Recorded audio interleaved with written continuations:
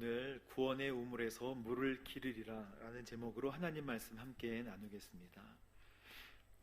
예수님은 우리를 아시고 나와 여러분을 아시고 우리의 모든 필요를 채우실 수 있는 분이신 줄 믿습니다.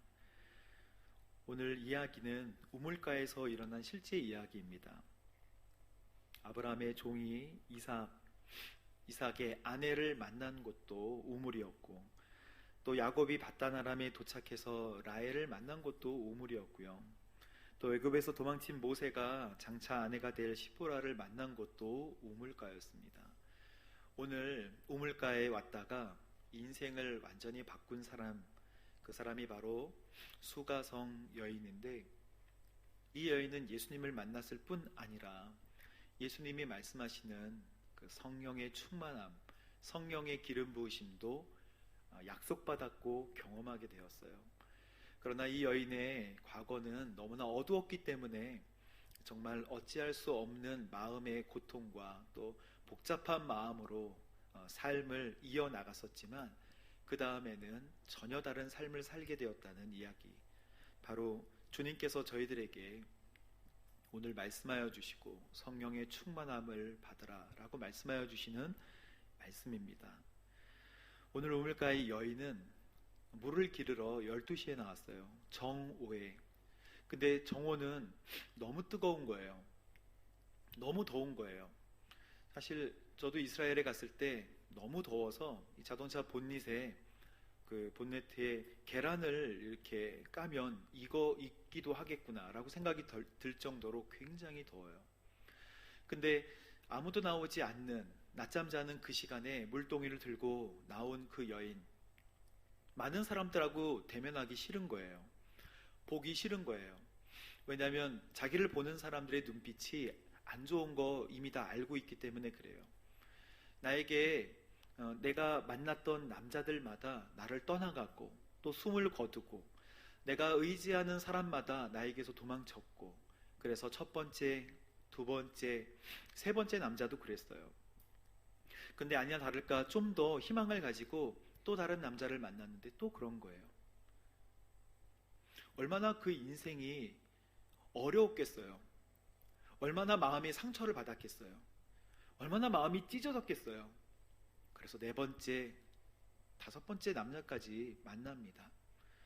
그거는 그 여자만의 문제가 아니라 실패를 거듭하고 있는 우리의 인생의 문제예요. 뭐든지 보면 실패하고 뭐든지 보면 좌절할 수밖에 없는 우리를 향해서 주님께서 말씀해 주십니다.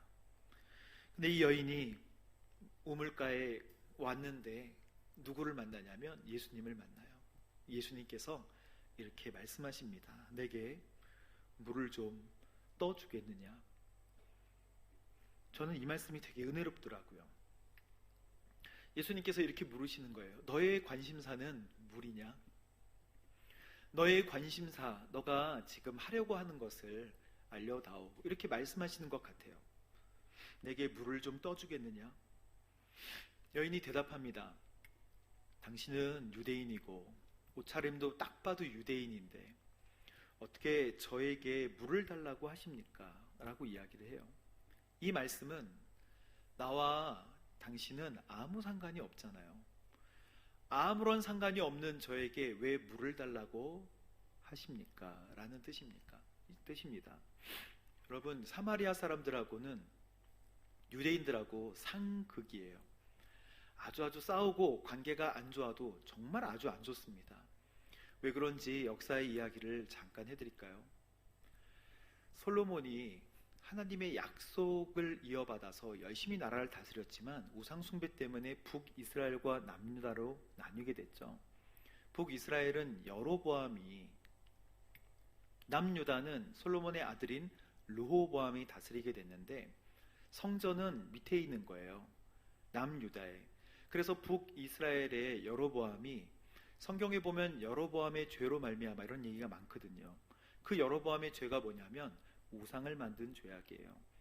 사람들이 1년에 한 번씩 반드시 예루살렘 성전을 방문하게 되어 있지만 예루살렘 성전에 방문한다고 남유다에 가면 르호보암에게 마음을 빼앗길까봐 걱정이 됐던 거죠.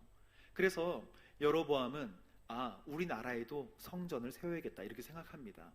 예배를 드릴 수 있는 장소를 세워야겠다. 그래서 베델과 단에 각각 예배의 장소를 세워놓는 거예요.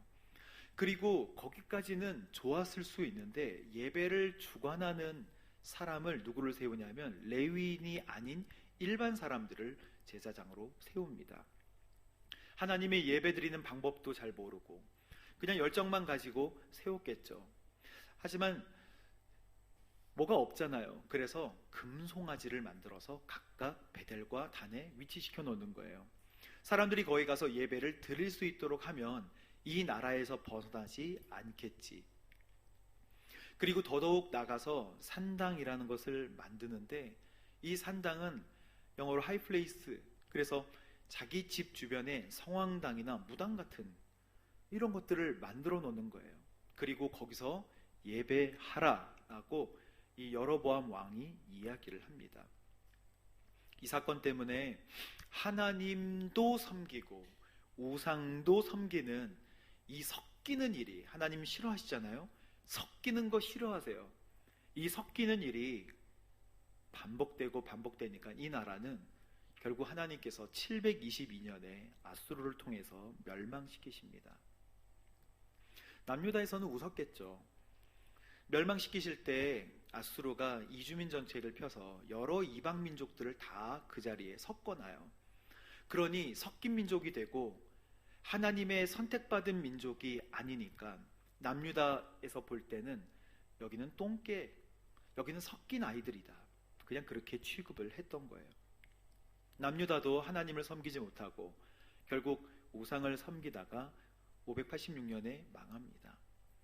그러나 하나님께서는 약속에 따라서 약속의 백성들을 그대로 다시 살려서 다시 회복시키는 거예요. 그래서 70년 뒤에 정말 에스라 학사를 통해서 또 스룹바벨을 통해서 나라를 다시 세우는데 사마리아에 살던 북이스라엘 사람들이 우리도 같이 좀 성전을 돕는 데 일조하도록 하겠습니다 라고 했을 때 반대했어요. 너희는 똥개 아니냐, 너희는 섞이지 않았느냐, 너희의 도움은 필요 없다라고 하니까 또 마음에 얼마나 상처가 됐겠어요. 그렇게 살아가던 지역이 사마리아입니다. 우리도 예배를 드려야겠다 생각해서 모세오경에 나오는 그 축복의 산이라고 불리우는 그리심산에 성전을 하나 만들어요. 근데 그거 볼 때 유대인들이 별로 안 좋아 보였던 거예요. 성전은 하나고 하나님도 한 분이시지. 그래서 얼마간 있다가 128년, 예수님 오시기 전에 BC 128년에 마카비 혁명에 의해서 유대가 잠깐 독립을 할 때가 있었어요. 그때 유대 사람들이 사마리아로 가서 즉시 얘기합니다. 이거 성전 허물지 않으면, 또 유대교로 개종하지 않으면 안 된다. 유대교로 개종하지 않으니까 성전을 허물어 버려요. 그러니 자기 나라, 자기 민족, 자기 백성, 자기 성전 했던 이 사마리아 사람들 얼마나 마음이 화가 났겠어요. 그래서 예수님 10살 정도 되셨을 때, AD 6년인가요? 10살 정도 되셨을 때 6월절에 이 사마리아 사람들이 무덤을 파가지고 뼈를 꺼내서 그 뼈를 6월절 새벽에 성전에 뿌려놓고 도망간 거예요. 그러니 사상 초유로 6월절을 지키지 못하는 일이 벌어졌던 거예요. AD 10년에. 그 사건 때문에 정말 유대인들도 막 자기네들의 목숨과 같은 그 6월절, 하나님을 섬기는 그 절기를 지키지 못하게 되자 막 손이 부르 떨리고, 그래서 사마리아하고 유대 사람들은 앙숙이에요. 막 그렁거리면서 막 물어 뜯을. 여러분, 이렇게 안 좋았으니까 그쪽으로 가지도 않았죠. 그래서 여리고를 통해서 돌아다녔던 거예요. 직선거리로 가면 가까운데. 근데 예수님은 가십니다. 예수님은 예배하셨던 거예요. 그래서 여인에게 가서 물을 달라고 하는 것이죠. 왜 나에게 물을 달라고 하십니까? 라고 하는 것은 그런 의미인 거예요. 예수님께서 그렇게 말씀하십니다. 너가 10절 말씀에 너가 하나님의 선물을 알고, 그리고 물 달라고 하는 사람이 누구인지 알았으면 그 사람에게 물을 달라고 너가 했을 거야.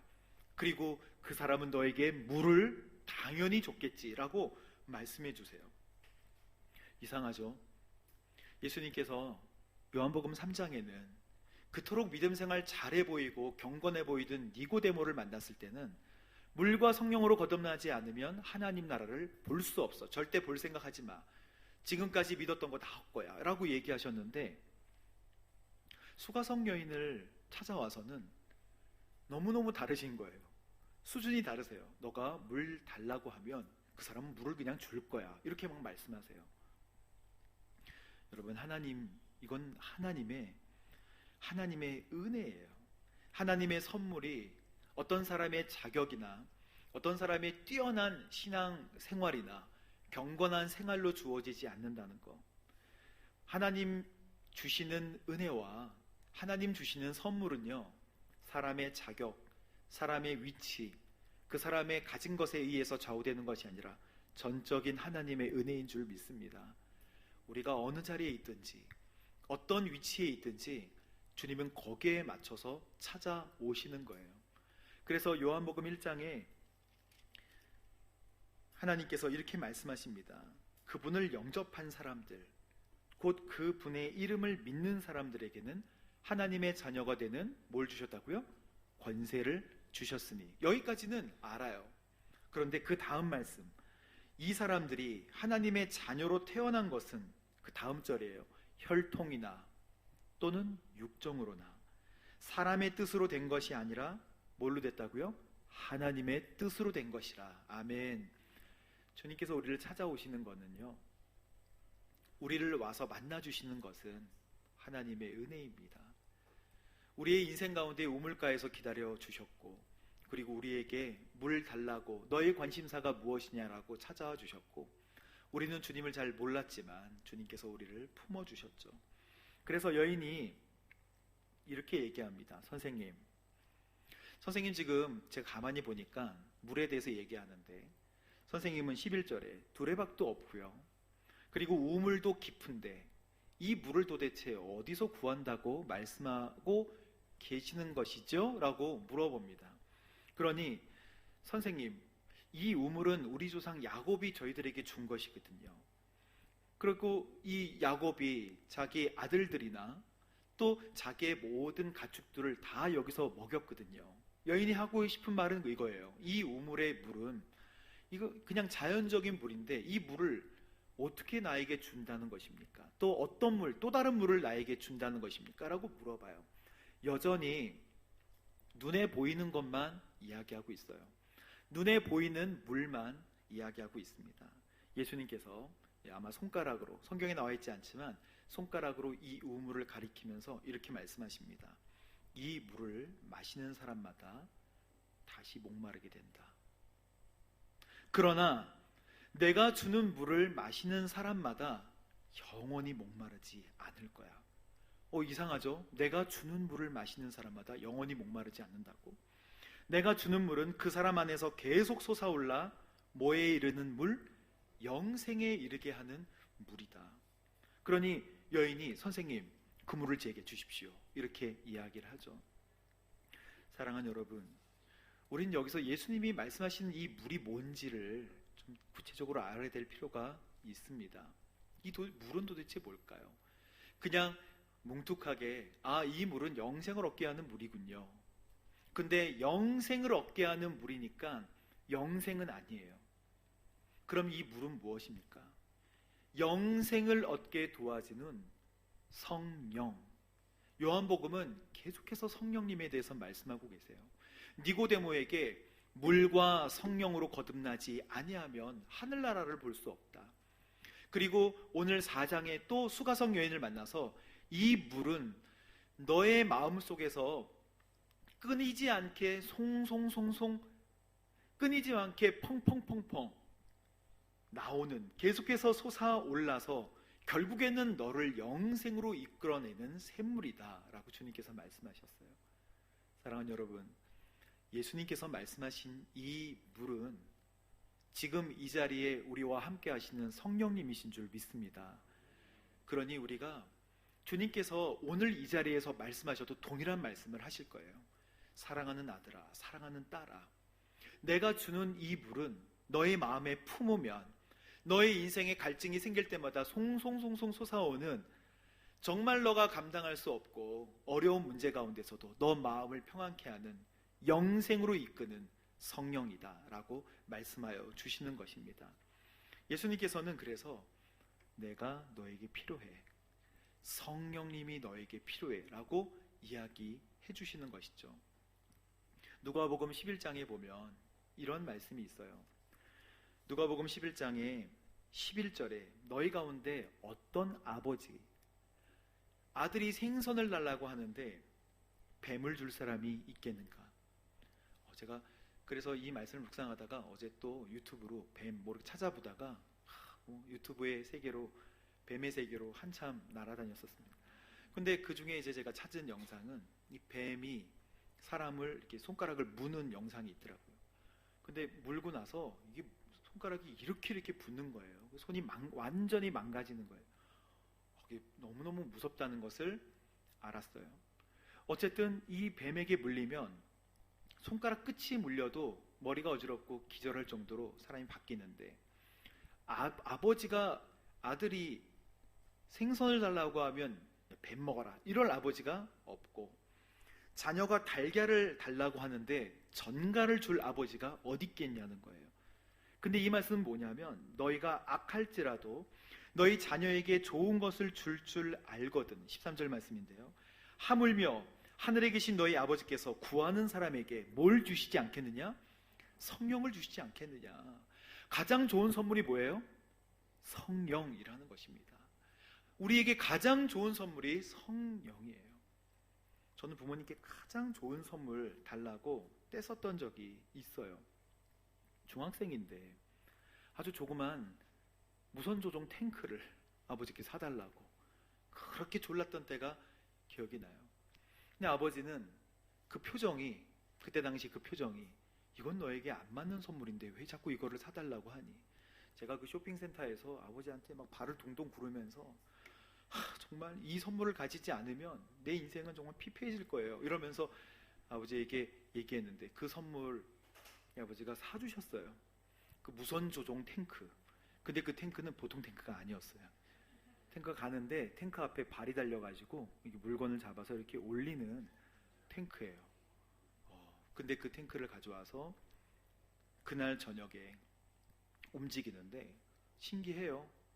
근데 딱 10분이에요. 하고 나서 그 다음에 안 가지고 놀았어요.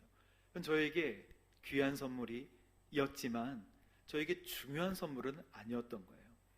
예수님이 계속해서 말씀하세요. 숨을 쉬시면서, 어쩔 때는 숨을 깊이 내쉬면서도 말씀하십니다. 성령을 받으라. 성령을 받게 되는 여러분 되시기를 주님의 이름으로 축복합니다. 그리고 나서 예수님께서 말씀하십니다. 가서 너의 남편을 데려오라. 그 물을 주세요 라고 얘기하니까 가서 너의 남편을 데려오라 말씀하세요. 이것은 무엇입니까? 너의 의지하는 것이 무엇이냐, 그 의지하는 것을 내 앞에 가져와라, 이런 거예요. 너가 의지하고 인생의 목표로 삼았던 것이 무엇이냐, 그 인생의 목표를 나에게 가져오렴. 여인이 예수께 대답합니다. 저는 남편이 없습니다. 내 남편이 없다고 한 말이 맞다. 예수님께서 말씀하세요. 남편이 5이나 있었지만 지금 6번째에 있는 너의 남편이라고 하는 사람도 너의 남편이 아니다. 진짜 이 여인은, 제가 여인의 마음을 공감할 수는 없을 거라고 생각했어요.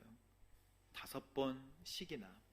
그러니 살아가기 위해서 의지할 수밖에 없지만, 그러나 채워지지 않는 거예요. 언제 떠날지 모르고 또 언제 나를 버릴지 모르고 언제 나는 혼자 남겨질지 모르는 삶을 살았던 것이죠. 그래서 더 강하게 붙들었겠지만, 더 세게 붙들었겠지만 마음의 공허감은 더했다는 것입니다. 여인이 예수께 말씀하십니다. 뭐라고 말합니까?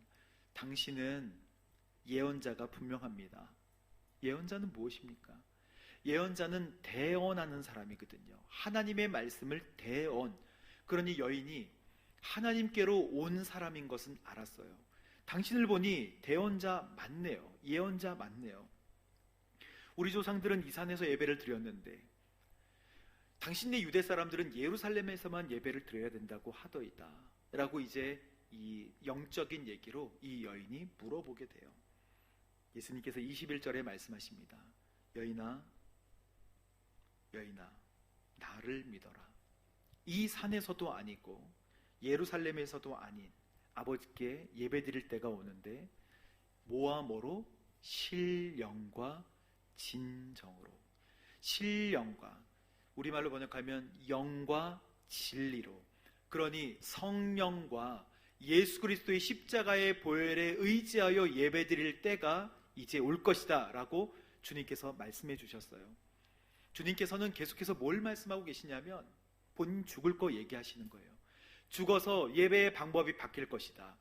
내가 죽어서 이제 어렵게 드렸던 모든 예배의 방법들은 다, 불완전한 제사장으로 드렸던 제사들은 다 이제는 완전한 제사장이 완전한 제물을 가지고 완전한 영원한 효력을 가지는 제사를 너희가 드릴 수 있도록 길을 열어주실 것이다 라고 말씀하시는 것이죠. 그래서 예배의 장소가 중요하지 않다. 신령과 진정으로 예배드릴 때가 올 것이다. 이 말을 들은 여인은 변화됐어요. 이 말을 듣고 마음이 뜨거워졌어요. 그래서 이 여인은 앞으로 어떻게 변합니까? 달려갑니다. 예수님을 만난 사람들은 움직이게 되어 있어요. 예수님 만나서 달려가는데 28절 말씀에 여인은 물 항아리를 버려둔 채, 자기의 관심사잖아요, 목표였잖아요, 물을 떠오는 게, 이거를 내려놓고 마을로 돌아가서 사람들에게 말했습니다. 근데 사람들한테 얘기할 때 이 말이 예수님께서 제자를 부르실 때의 말과 똑같아요. 와 보라, 와 보라 얘기합니다. 와서 내 과거를 모두 말해준 사람을 보라 이렇게 얘기해요. 와서 내 과거를 낱낱이 아신 그 예수님을 와서 직접 눈으로 보라. 여러분, 전도는 논리적으로 해서 되는 게 아니에요.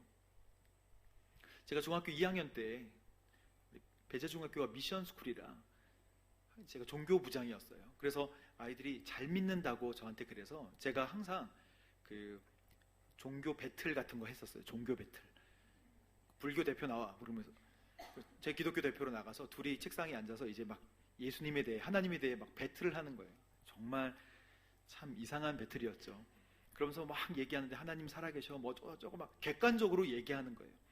그렇게 객관적으로 해서 제가 그 서우철이라는 아이를 이겨본 적이 없어요. 항상. 그래서 제가 막 얘기하니까 결국 그 친구가 그러는 거예요. 사람은 하나님을 결코 부인할 수 없어 이렇게 얘기를 제가 했거든요. 근데 그 서우철이라는 아이가 하나님 바보 이렇게 얘기하는 거예요. 그래서 제가 뭐야 이건 그러면서 막 졌다고 그러면서 그 종 쳐가지고 끝났던 그런 적이 있었어요. 논리적으로는 예수님에 대해서 설명할 수 없어요. 그냥 내가 만난 예수님은 이런 분인데 와서 한번 보라 이러면 주님의 역사가 시작되는 거예요. 내가 만난 예수님 그런 분이셔. 거기다 뭐라 그러겠어요. 내가 만난 예수님 그런 분이셔. 그러니 와서 한번 봐. 그럼 하나님 역사하여 주신 줄 믿습니다. 이 여인이 바뀌어요. 와서 나의 모든 과거를 얘기해 준 이분이 그리스도 아니겠습니까? 그러니 사람들이 주섬주섬 옷을 입고 와서 예수님 앞에 나옵니다. 그리고 이틀을 더 머물러 달라고 해요. 실제로 이 이야기를 들어보니까 예수님 맞는 거예요. 그래서 사람들이 이렇게 고백합니다. 여인에게 얘기를 해요. 이제 우리가 믿는 것은 우리를 피해서 숨어 다녔던 당신의 말 때문이 아니라 그 말씀을 직접 듣고 보니 이분이 참 세상의 구주이심을 우리가 알게 됐소. 그러면서 사마리아 지역에 하나님의 복음이 마음껏 퍼졌다는 것 아니겠습니까? 누구 때문에? 바로 이 여인 때문에. 저는 너무 감동이에요. 사람들을 피해 다녔고 얼굴을 들 수 없었고 이제 환경은 나에게 관심이 없고 세상은 나에게 관심이 없다라고 했던 이 사람을 주님께서 만나주시고 그 사람의 인생이 바뀌었죠. 이 사건 이후로, 이날 이후로 이 여인은 12시에 물을 기르러 오지 않았을 거예요. 그죠? 당당하게 서늘한 아침이나 저녁에 왔을 거예요. 그리고 그 의지하고 있던 것, 막 지푸라기 같이 의지하고 꽉 붙잡았던 남편에게 이제 더 이상 삶을 의지하지 않았을 거예요. 살아계신 예수님 전하는 제자가 됐을 거예요. 그리고 기쁨으로 살았을 거예요. 근데 주님께서 말씀하시는 그 물, 영생을 얻게 하는 그 물, 그 도대체 언제 오는지 기다렸을 거예요. 여러분, 바로 받은 게 아니에요. 주님께서 이 영생을 얻게 하는 물, 이 물을 요한복음 7장에 이런 말씀으로 말씀해 주세요. 7장 37절 말씀. 초막절의 가장 중요한 날인 마지막 날에 예수께서 큰 소리로 말씀하셨습니다. 또 물에 대해서 말씀하시는 거예요. 누구든지 목마른 사람은 다 내게로 와서 마시라. 누구든지 나를 믿는 사람마다 성경의 말씀대로 생수의 강이 그의 배에서 흘러나올 것이다. 또 물에 대해서 말씀하세요. 그런데 이것은 예수를 믿는 사람들이 받게 될 뭐를 가리켜서? 성령을 가리켜서 하신 말씀이었습니다. 증거되어 있잖아요. 그때까지 성령을 주시지 않았던 것은 뭐 때문에? 예수님께서 아직 영광, 요한복음의 영광은 십자가예요. 요한복음의 영광은 예수님의 죽으심입니다. 그 죽으심이 슬픈 것이지만 그 죽으심으로 우리를 살리시는, 그리고 죽으심으로 말미암아 주님께서 이제 영광을 받으시는 그것을 요한복음에서는 영광이라고 해요. 그 영광이 있은 다음에 제자들이 뜨겁게 기도하고 오순절 마가의 다락방에 뭘 받아요? 그토록 예수님이 제자들에게 주시고자 했던 성령 받게 된 줄로 믿습니다. 지금이 바로 그때예요. 지금이 바로 성령님을 받을 때입니다. 충만하게. 사랑하는 여러분, 우리가 예수님 때문에, 성령님 때문에 예수님을 나의 구주, 나의 하나님으로 영접했어요. 아멘. 그러나 성경에서는 예수님을 영접한 성령의 역사와 이제 성령 충만한 역사를 구별해서 이야기하기도 합니다. 실제로 사도행전에 보면 스데반이 죽게 된 다음에 유대 땅으로, 유대와 사마리아 땅으로 제자들이 흩어지게 되잖아요. 그런데 사마리아에 복음을 듣고 막 변화되는 역사가 일어나서 베드로와 요한이 거기에 파견돼 가지고 실제로 가는 거예요. 사마리아 사람들이 하나님의 말씀을 받아들였다는 소식을 듣고 베드로와 요한을 파송하는데, 베드로가 도착해서 사마리아 사람들이 성령을 받기를 기도했다고 사도행전 7장에 나와 있습니다. 8장 16절에 그래서 이렇게 기록되어 있어요. 이는 그들에게 아직 성령이 내리시지 않았고 그들은 주 예수의 이름으로 세례를 받았을 뿐이었기 때문입니다 라고 되어 있습니다. 나는 예수님을 믿으니까 성령 충만하지 라고 착각하게 되지 않기를 바랍니다.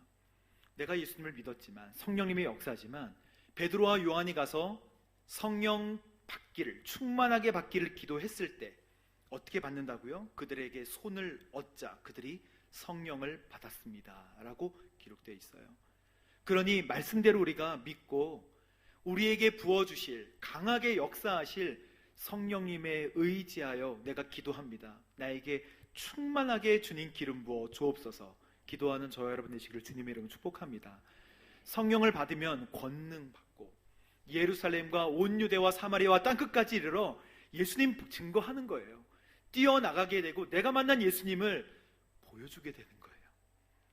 그러면 그 말을 듣고 구원의 방주된 이 주님의 몸된 교회에 주님을 찬양하는 백성들이 늘어나게 될 줄로 믿습니다. 오늘 예수님이 만나주신 사마리아 여인, 그 여인과 같은 믿음으로 주님을 만나고 또 성령의 충만함을 위해서 오늘부터 기도하는 저 여러분 되시기를 주님의 이름으로 축복합니다. 우리 함께 기도하겠습니다. 사랑의 주님, 감사합니다. 주님께서 그렇게 귀한, 가장 소중한 선물이라고 약속하신 성령의 충만함을 사모합니다. 우리가 무릎 꿇고 기도할 때마다 성령님 충만하게 역사하여 주옵소서, 기도하는 우리 모두가 될 수 있도록 인도하여 주옵소서. 하나님, 우리 모든 성도님들, 우리 함께 기도할 때, 무릎 꿇고 기도할 때 하나님 강하게, 그리고 불의 혀같이 갈라지는 성령의 충만한 기름 부으심과 역사하심이 있게 되기를 소망하오니 주님 마음껏 기름 부어 주옵소서. 예수님의 이름으로 축복하며 기도합니다.